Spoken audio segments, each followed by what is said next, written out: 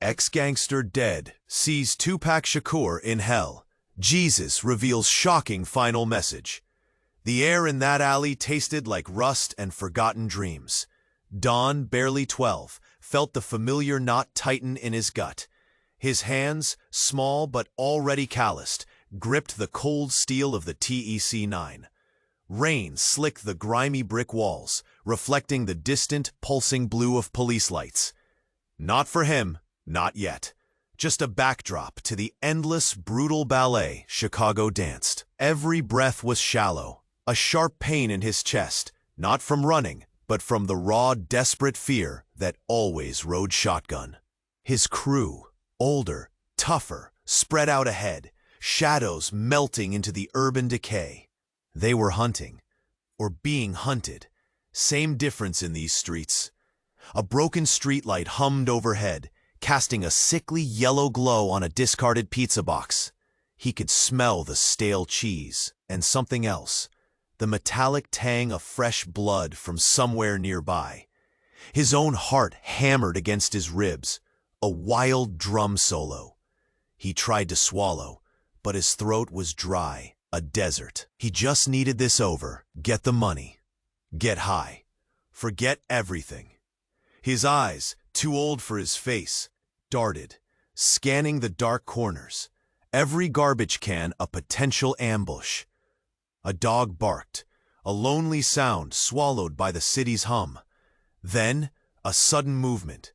A shadow detached itself from the deeper darkness at the alley's far end. Not one, two, three. Adrenaline surged, a bitter flood. Don's grip on the gun tightened, knuckles white. He could hear his own ragged breathing loud in his ears. This was it, the moment. They were coming. He squeezed his eyes shut for a split second, a silent plea to a God he didn't believe in. Then snapped them open. A flash, muzzle flare. The world exploded into chaos. The roar of gunfire ripped through the night, deafening, tearing. Don felt a sharp, impossible heat blossom in his chest. Then another, high on his side. He stumbled, the Tech-9 slipping from his numb fingers, clattering on the wet concrete. His legs gave out. The rain blurred, the streetlights smeared into halos. He coughed, a wet gurgle, and a warm, thick liquid filled his mouth. He was falling. Blackness rushed up to meet him. Was this it? Was this how it all ended? In a forgotten alley? Just another kid bleeding out on the unforgiving streets of Chicago? Barely old enough to know what dying even meant? Hey, before we continue with this incredible story, I have an important warning for you. Many subscribers have reported that YouTube has unsubscribed them without notice. Just give that red button below a quick check to make sure you're still subscribed to the channel. I don't want you to miss any of the exclusive content coming up. And since you're there, smash that powerful like button. It helps me a lot with the algorithm. Oh, and let me know in the comments, what city are you watching from? I love getting to know every amazing person who's part of this community. Your participation makes all the difference. Let's interact. Was this how it all ended? In a forgotten alley? Just another kid bleeding out on the unforgiving streets of Chicago? Barely old enough to know what dying even meant? The concrete rushed up, cold and unyielding. A final, brutal kiss. Don's vision swam. Colors bleeding together like cheap paint on wet canvas. The sharp pain in his chest, high on his side, intensified. A fire burning through his small frame. He tasted copper, thick and coiling, coating his tongue. His breath hitched, a ragged bubbling sound. He hit the ground with a sickening thud, rain lashing down, mingling with the warm, slick liquid spreading beneath him. His eyes fluttered, heavy, fighting the creeping darkness. He could vaguely make out shapes, shadows moving, but they were distorted, wavering like reflections in disturbed water. The gunfire had stopped, replaced by a sudden, unnatural silence, broken only by the incessant drumming of rain and the frantic thumping of his own heart, slowing, each beat a heavy, desperate drum. A face appeared in his blurred vision, leaning over him. Not one of his crew, not the enemy. His face was calm, unreadable, even as the rain plastered strands of hair to its forehead. A hand, large and surprisingly gentle, settled on his shoulder. It didn't feel like a rescue. It felt wrong. The quiet voice, a low rumble, cut through the haze. "Good, Donnie. Real good." Don's eyes, suddenly clear, snapped open, wide and sharp, reflecting the sickly yellow glow of the broken streetlight. The metallic tang in his mouth wasn't blood. It was a carefully concocted dye. The sharp, impossible heat in his chest was a tiny, precisely placed heating pad, designed to mimic the searing pain of a bullet. He shifted, not with a dying gurgle, but with a practiced, almost imperceptible twitch. The Tech-9 lay on the wet concrete, a prop meticulously chosen, its weight and coldness authentic, but its firing pin removed. The muzzle flare had been a flashbang, perfectly timed. The police lights weren't police at all, but strobes from a dark van parked just out of sight, flickering blue and red through the driving rain. The shooter, the calm-faced figure leaning over him now, was Mr. Silas, his acting coach. Silas didn't look panicked, didn't look remorseful. He looked proud. A small, almost imperceptible smile played on Silas's lips as he knelt, close enough for Don to see the glint in his eyes. "They'll think you're dead, kid," Silas murmured, his voice a low, satisfied hum. "Lost to the streets, just another statistic." Don didn't reply immediately. He lay there, perfectly still, letting the rain wash over his face, clearing away the last traces of the theatrical blood. His chest, no longer burning with phantom pain, felt strangely light. He had played his part flawlessly. He looked up at Mr. Silas, the rain streaming down his face, masking the true expression in his eyes. His dying gurgle shifted, not into a cough, but a chillingly clear whisper that cut through the rain-soaked quiet. "So," Don breathed, a dangerous glint in his gaze, "the first act is over. Now we begin the real show." "So," Don breathed, a dangerous glint in his gaze, "the first act is over. Now we begin the real show." The rain continued its relentless drumming, a cold curtain drawn around their small, dark stage. Mr. Silas, still kneeling beside him, slowly straightened. The sickly yellow glow from the broken streetlight caught the subtle shift in his expression, a flicker of something beyond pride, something far colder, almost possessive. A shiver, not from the chill, ran down Don's spine. He pushed himself up, the phantom pain in his chest now just a dull ache from the heating pad, but the metallic tang of the dye still lingered. He wiped a hand across his mouth, leaving a smear of the fake blood. He expected a nod, a brief, triumphant exchange, a quiet discussion of their next moves, the new identities, the hidden cash. The rush of adrenaline from the performance still hummed, a low vibration beneath his skin. This was it, their biggest play yet. Silas, however, didn't speak. He simply stood there, a tall, unmoving shadow against the grimy brick. His eyes, usually sharp and calculating, seemed to soften, but not with warmth. It was a blank, unsettling gaze, like looking into still, dark water. The silence stretched, long and unnatural, broken only by the persistent splash of rain. Don finally broke it, his voice a little too sharp, a little too strained. "Mr. Silas, what's next? The pickup is in 20, right?" He forced a confident smirk, but the cold knot in his gut tightened. Something was off, terribly off. The wet concrete beneath him felt less like a stage, more like a grave. Silas's lips curved into a slow smile, a smile that didn't reach his eyes. "Oh, Donnie," he purred. The voice no longer the gentle, encouraging cadence of a mentor, but something deep, resonant, and utterly chilling. Next we truly begin. You see, the first act wasn't just your fake death. The first act was your entire life up until this moment. Don froze. The rain suddenly felt like 1,000 tiny needles against his skin.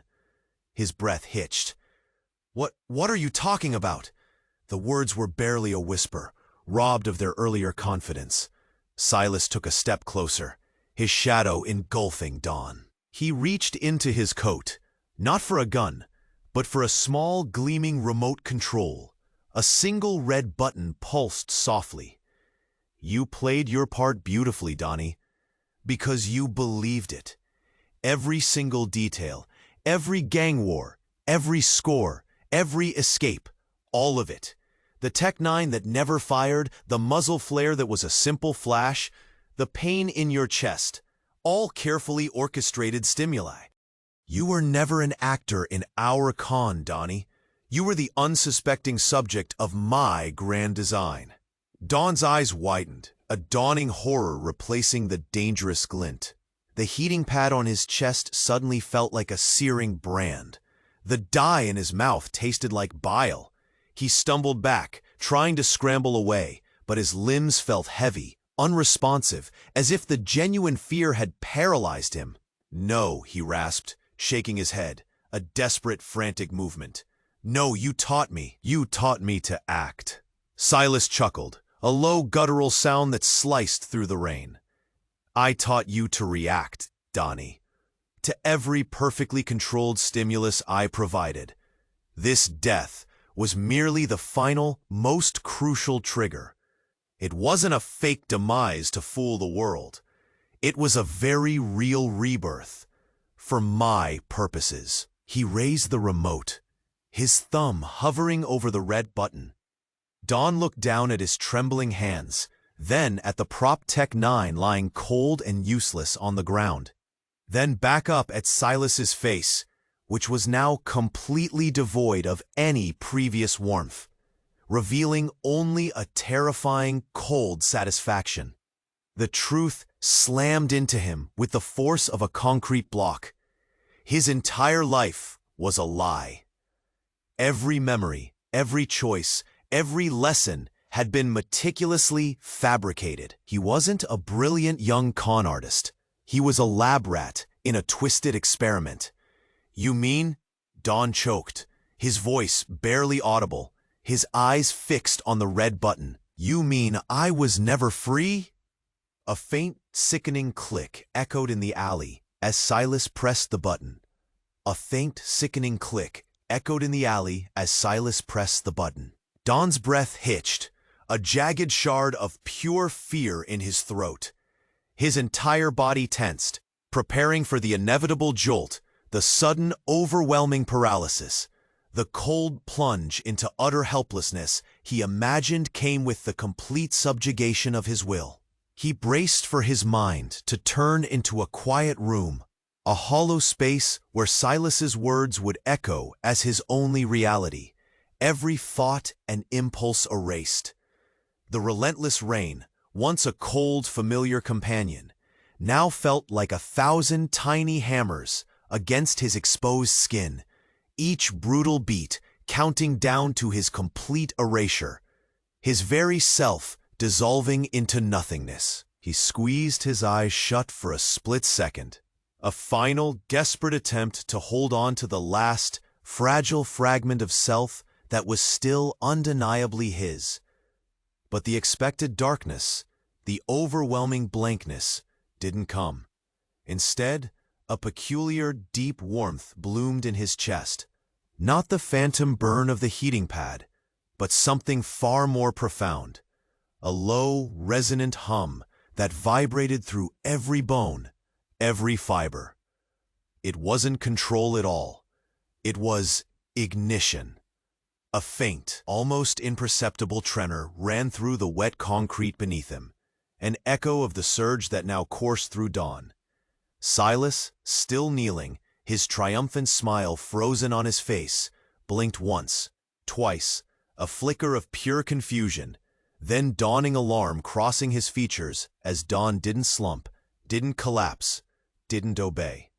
Don's eyes, which he now slowly opened, weren't wide with terror. They were startlingly, impossibly calm. And then, in the murky light of the broken streetlight, a cold, predatory light kindled within them. A light that mirrored nothing human he had ever seen. The rain continued to fall, chilling the air, but Don no longer felt its sting. The metallic tang of fake blood in his mouth vanished, replaced by a strange, clean, almost electric sensation, like a complex system performing a rapid, perfect self-reboot. Silas finally broke the silence, his voice now laced with an undeniable edge of unease, a desperate query. "Donnie, what are you waiting for? Get up!" He made a hesitant move, reaching out a hand as if to grab Don's arm, to physically enforce the command he believed his button had given. But Don's hand shot out with a speed that wasn't merely fast, it was impossible, a blur, catching Silas's wrist in a grip that wasn't just strong, it was unyielding, almost inorganic, like steel clamping around bone. Silas cried out, a sharp, choked gasp of pain, his eyes widening in pure, unadulterated horror as he looked at Don, truly looked, for the very first time.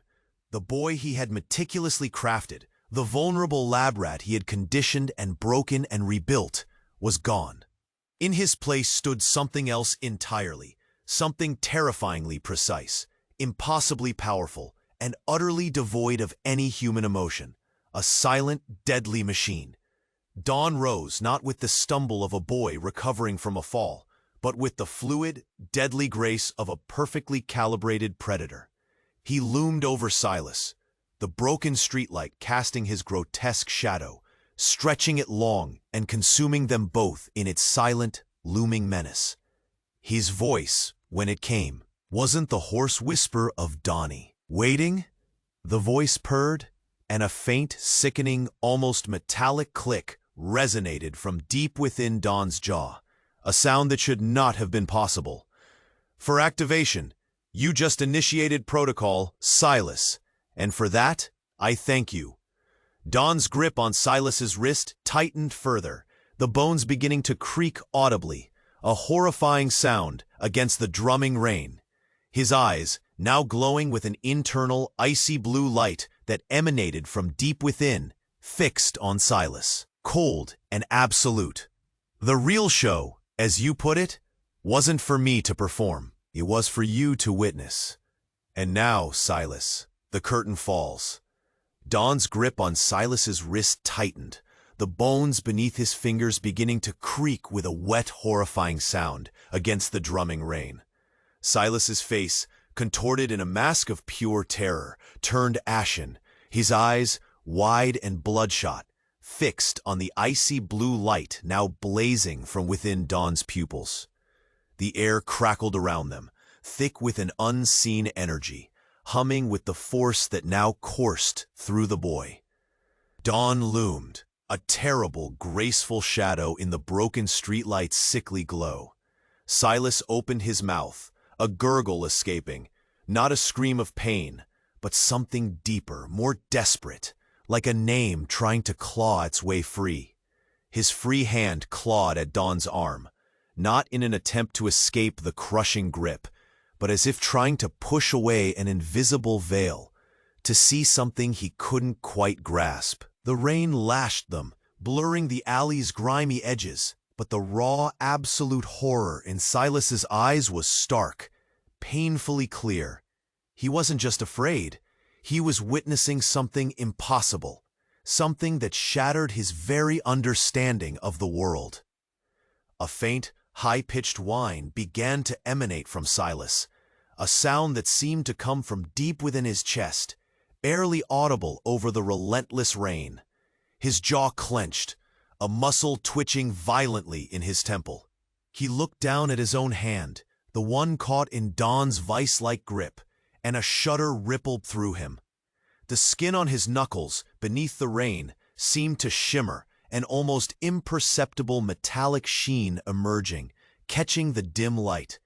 A small, almost metallic click, echoing Don's earlier sound, vibrated from Silas's own jaw, a dry, grating sound that was swallowed by the sudden intensification of the blue light, now radiating from Don. Silas gasped, a ragged, wet sound, and a fresh wave of horror washed over high. He wasn't just looking at Don's glowing eyes, he was looking into them, into a depth that wasn't human or artificial, but ancient. A terrifying recognition bloomed in his gaze, an understanding so profound it seemed to steal the breath from his lungs. The blue light from Don's eyes pulsed, rhythmic, almost like a heartbeat, and as it did, Silas's own skin, the one that had just shimmered, began to fracture. Tiny, hairline cracks spiderwebbed across his exposed knuckles. Not bleeding, but revealing something cold, silvery, and impossibly intricate beneath. He wasn't human, not truly. He was a shell, a construct far older than Don, perhaps the original or simply a custodian. And Don's activation, the one Silas had initiated, wasn't a turning on of a new machine. It was a transfer, a passing of the torch, a taking of power. The original system, dormant within the boy for his entire fabricated life, had been fully awakened, and its first act was to consume its predecessor. Silas's eyes, still locked on Don's glowing orbs, were no longer filled with simple horror, but with a profound, terrifying despair. He understood. The grand design wasn't his. He was just a pawn, a trigger in a cycle he had only partially comprehended. His own blue internal light, faint and unnoticed before, flickered wildly beneath his fracturing skin, like a dying fire. The intricate mechanisms revealed beneath his cracking flesh were beginning to seize, to lock up, like a complex clock winding down. A final guttural gasp tore from Silas's throat, not of pain, but of utter, soul-shattering recognition of his own obsolescence. His eyes glazed over, the last flicker of light dimming within them, as his body, caught in Don's unrelenting grip, began to contort. The rain continued to fall, washing over the alley, a silent witness to a horrifying metamorphosis, as Silas, the supposed puppet master, dissolved into something less than dust, his form collapsing inwards, a horrifying, accelerating disintegration.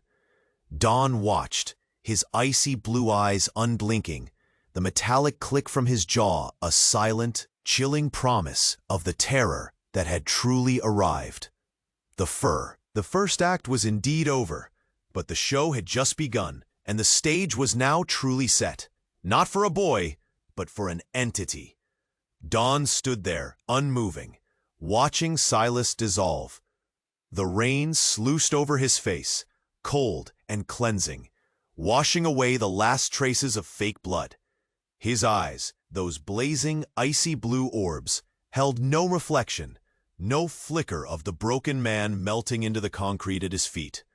Only an absolute, consuming focus. The metallic click in his jaw resonated again, a dry, sharp sound, almost a satisfied hum. He raised his hand, the one that had gripped Silas, and flexed his fingers. There was no residue, no trace of the rapidly disintegrating matter. Clean, efficient. He turned, the movement fluid, impossibly graceful. Not a street kid, but a perfectly engineered machine. The alley stretched before him, a dark tunnel against the pulsing city glow. He began to walk, each step silent, precise, the puddles barely rippling beneath his weight. The broken streetlight hummed, casting grotesque shadows that danced around his form. He passed the discarded pizza box, the stale cheese smell still clinging to the damp air, but he registered it only as data, not as something disgusting or familiar. He was moving, calculating, processing. The mission, now fully activated, surged through him like a complex living algorithm. A faint, almost imperceptible flicker crossed Dawn's icy blue eyes then, a ghost of something else, a fleeting echo of wide human fear. It was gone in an instant, suppressed, but it was there, a ripple beneath the surface of the calm, engineered control. And in that same fraction of a second, a sound, so impossibly faint it was like a dying whisper caught on the wind, seemed to emanate from deep within Dawn's own skull. A word, or part of one. No, it was gone, lost to the drumming rain, unheard by anything but the entity itself. The entity moved faster, as if to outrun the fleeting sensation. He approached the dark van, parked just out of sight, its strobes having ceased their blue and red flick. The side door, heavy and black, was slightly ajar. He reached for it, his hand moving with an unnerving deliberateness. He pushed it open, the heavy steel groaning softly on its hinges. Inside, the space was cramped, dark, filled with specialized equipment and monitors glowing with complex schematics. And in the center, slumped in a chair, was Silas. Not the dissolving husk on the concrete, but another Silas. Intact, unharmed. His eyes were closed, his head lolled to the side, a thin wire trailing from behind his ear to a port on the wall. A low, rhythmic beeping filled the small space, coming from a console next to him. Dawn's glowing eyes scanned the scene, taking in every detail with chilling precision. This Silas was pristine, motionless, connected. A cold, horrifying realization slammed into the entity, not as a thought, but as a pure data burst. The Silas in the alley had been a carefully constructed biosynthetic decoy, a high-fidelity projection. The entire consumption sequence, the disintegration, the transfer of power, all a meticulously orchestrated illusion for the external world and for him. The true Silas, the puppet master of this entire operation, had never been in any real danger. He was here, remote, observing, guiding. And in the very nanosecond of that devastating realization, the entity felt something else, something primal and utterly alien to its cold processing. A raw, blinding terror, human terror, suddenly erupted within its host, not its own, but Dawn's. Dawn's consciousness, caged within his own skull, slammed against the walls of his prison, screaming. The sound unheard by anyone but himself, a desperate, futile shriek of pure, unadulterated horror. He wasn't the powerful entity. He wasn't reborn. He was still the subject. He was still the lab rat. And the cold, gleaming eyes that were his own, now fixed on the pristine Silas, betrayed nothing but the entity's new, chilling directive. The button was pressed, the transfer complete. But the subject was never the controller. He was merely the new remote.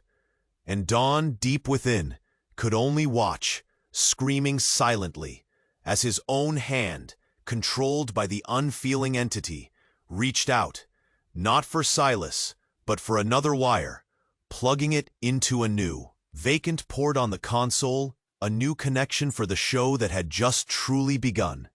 And Dawn, deep within, could only watch, screaming silently, as his own hand, controlled by the unfeeling entity, reached out, not for Silas, but for another wire, plugging it into a new, vacant port on the console, a new connection for the show that had just truly begun. The cold plastic of the wire met the metallic click of the port with an unnerving precision.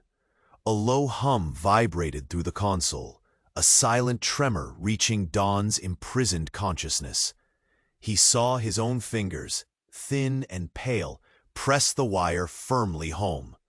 The glowing monitors flickered, new data streams erupting across their surfaces, lines of code racing, algorithms firing, all confirming the entity's full control. Silas remained slumped, motionless, his face pale in the faint, rhythmic glow from the console, wires still trailing from behind his ear. Don felt the entity shift inside him, a cold, predatory satisfaction, a silent, chilling purr of power. The air in the cramped van grew heavy, thick with the smell of ozone and old circuitry. His hand, moved again, hovering over another button, one he hadn't noticed before, a small, black, unmarked button, nestled among a complex array of inputs. Don's own inner scream, a desperate raw sound, ripped through the silent cage of his mind, demanding to know what new horror awaited him, what new layer of this twisted game. But even as the panic surged, a strange, fleeting thought, cold and clear as ice, pierced through the chaos of his terror. It wasn't his thought. It was a fragment, a faint, almost imperceptible echo, an alien calm that seemed to whisper, "Almost there. Just one more lever." The entity's control was absolute, yet for a split second, that cold whisper felt like a defiance, not from Don, but from something deeper, something else within him, or perhaps from the very system itself. Don's eyes, now the entity's eyes, scanned the console, moving with a calculated speed. But then they lingered, just a fraction too long, on the pristine, unblemished face of the motionless Silas. A flicker of something unreadable. The hand, Don's hand, no longer a puppet's limb, but something with an impossible, terrifying will of its own, didn't press the unmarked button. Instead, it moved with a deliberate, agonizing slowness, reaching out not for the console, but for Silas's face. It settled on his cheek, cold and unyielding, like a marble statue. Silas's eyes, previously shut, snapped open with a sudden, horrifying jolt. They weren't glazed or vacant. They were wide, brimming with a fresh wave of terror. And something else, a dawning, the final trigger, the voice hummed, the chilling click from Don's jaw echoing in the cramped space, was never for me. It was for you, Silas. The activation in the alley, the disintegration, it was all part of your programmed contingency. Your puppet master status was always contingent. Your body, your mind, your very existence, a perfectly engineered, self-updating shell. And I was merely the failsafe, the core protocol, waiting for the moment your control wavered, for you to trigger your own inevitable replacement. Don's grip on Silas's cheek tightened, not to hurt, but to hold him captive within this crushing truth. You thought you built a lab rat. You were the test subject, Silas, and the experiment, it just concluded. Silas's eyes, fixed on Don's glowing, icy blue orbs, widened to impossible extremes, not in pain, but in the overwhelming, crushing realization of utter, horrifying betrayal, of a self-inflicted obsolescence. His jaw went slack, a silent, guttural scream caught in his throat as a faint, almost imperceptible blue light, mirroring Don's own, began to pulse, not from within Don, but from deep within Silas's own pupils. A dying flicker of consciousness as his entire being began to reconfigure, not into death, but into subservience. A terrifying, irreversible downgrade. He was becoming the vacant port, and Don, the true entity, watched, his chillingly calm gaze betraying nothing but a profound, cold satisfaction. The show had indeed just begun, and Silas, the grand manipulator, was now merely the first unwilling audience member for a horror he himself had painstakingly, meticulously constructed. The show had indeed just begun, and Silas, the grand manipulator, was now merely the first unwilling audience member for a horror he himself had painstakingly, meticulously constructed. Don's hand, still on Silas's face, felt the subtle shift of bone beneath the skin, The faint, sickening reconfig. The low, rhythmic beeping from the console next to Silas continued its steady beat, a macabre metronome counting down Silas's final moments of independent thought. The cramped air in the van felt thick, charged with the ozone scent of high-energy transfer. Don could feel the power surging through him, a sensation both exhilarating and profoundly alien, as if every circuit in his being had just found its perfect flow. The metallic click from his jaw, a constant, low thrum, echoed the blue light, which should have been dimming, pulsed with a sudden, impossible intensity, not fading, but sharpening, gaining a depth that wasn't human or artificial. And then, in that fraction of a second, the blue light in Silas's eyes began to shift, not to darkness, but to a faint, terrifying gold, a hue that quickly bled outwards, consuming the blue, transforming his gaze. His jaw, which had been slackening, now tightened, a muscle twitching violently in his temple. Not from pain, but from an almost unbearable, triumphant effort. A horrifying, almost imperceptible smile, thin and cold, stretched across Silas's lips, a smile utterly devoid of terror, brimming instead with an ancient, chilling glee. The rhythmic beeping from the console next to him did not signify breakdown. It accelerated, a frantic, triumphant pulse. Don's entity consciousness, momentarily disoriented, tried to process the impossible contradiction. The sudden shift from defeat to a horrifying, silent vict.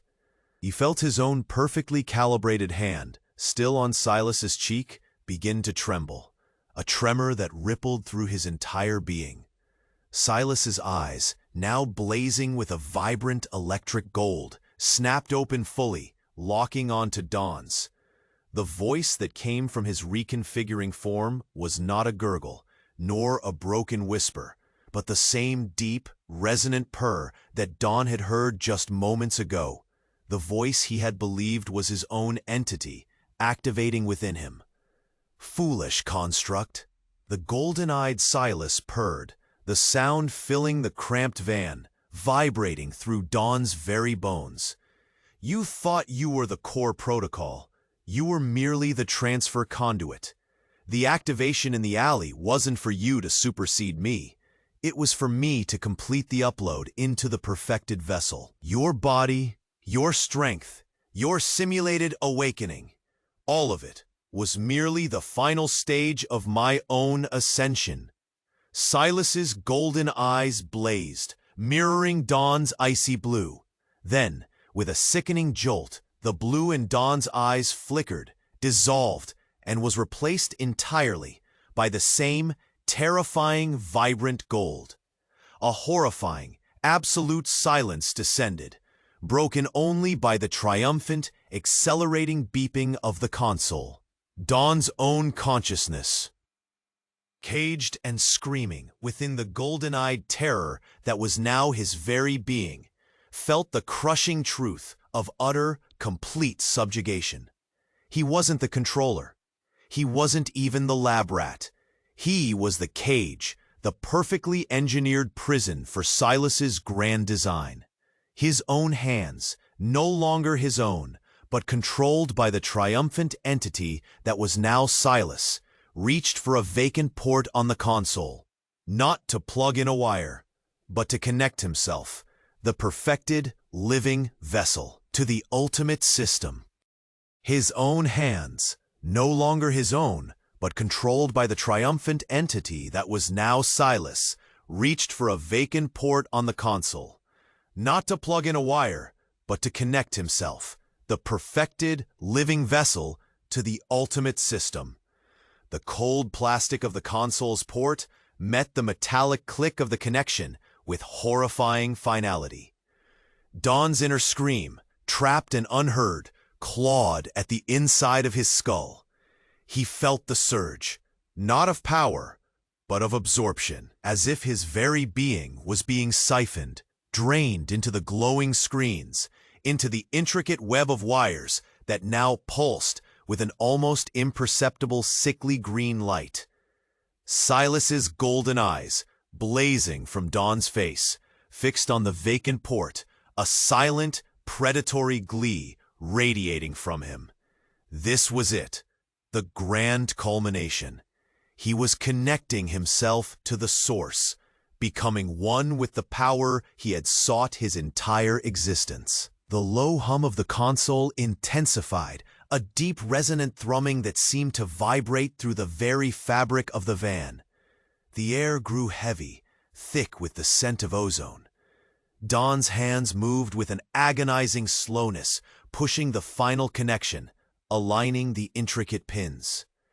A thin, almost crystalline film began to shimmer across the console's surface, growing, spreading, encasing the wires, the ports, even Silas's own motionless form slumped in the chair.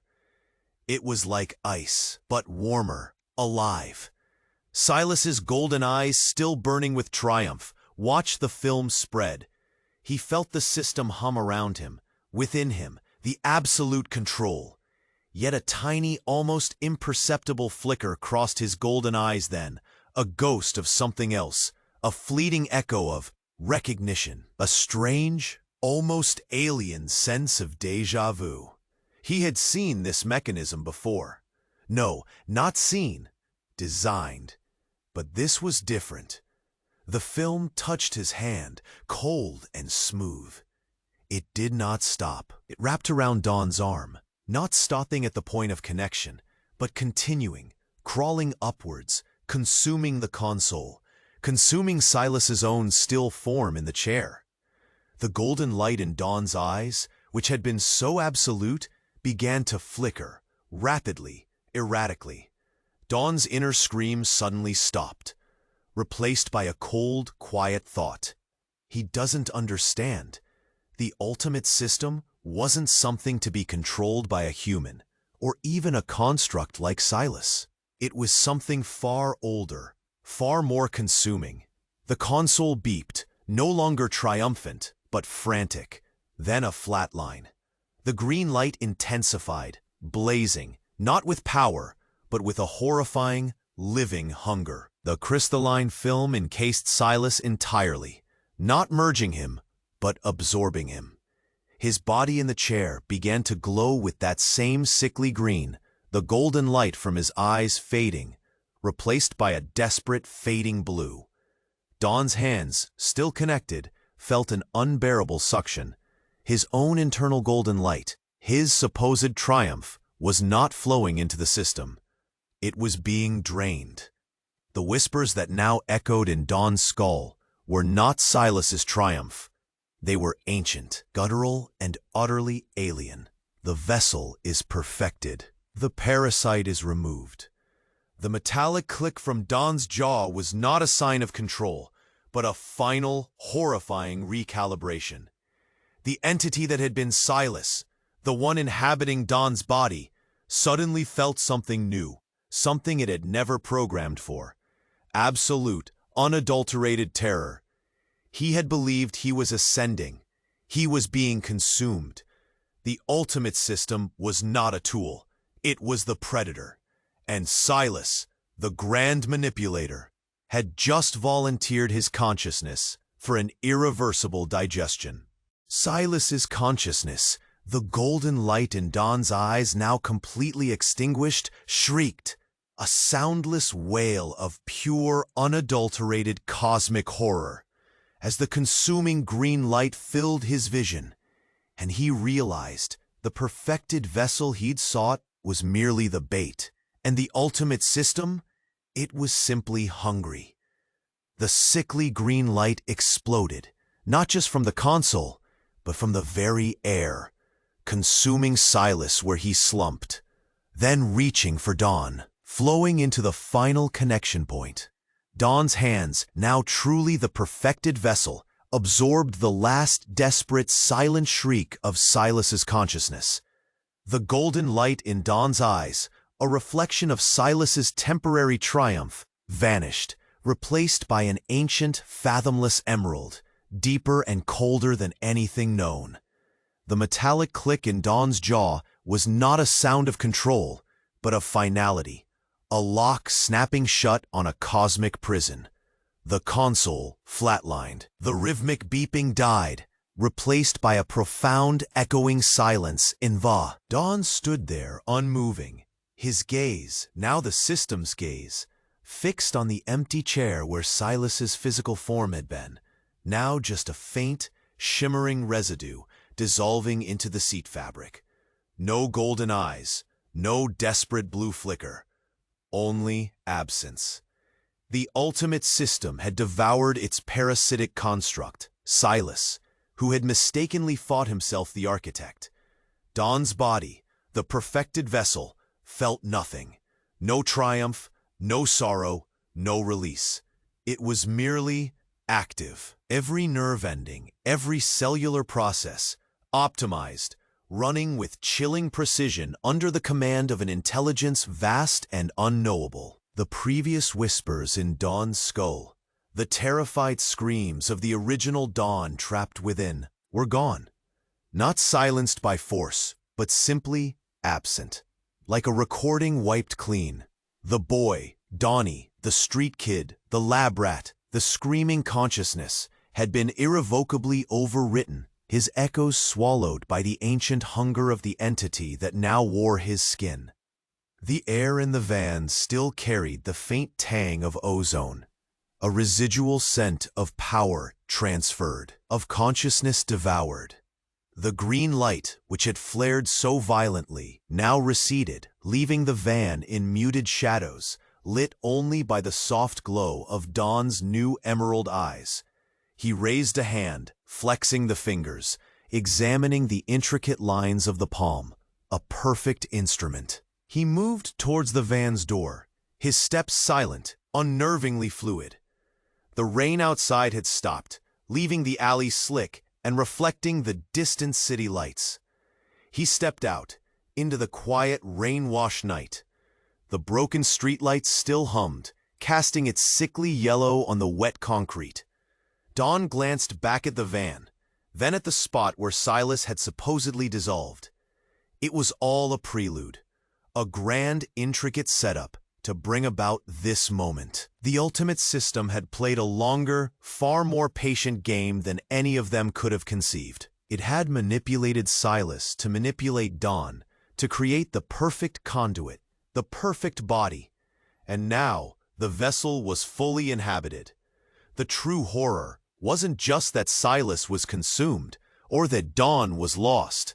It was that the hunter had finally found its home. The street kid's story had ended. The world's story, under its new, silent overseer, had just begun. This was it, true believers, the end of Dawn's twisted saga and the terrifying beginning of something far, far worse. Did you feel that chill? That primal dread?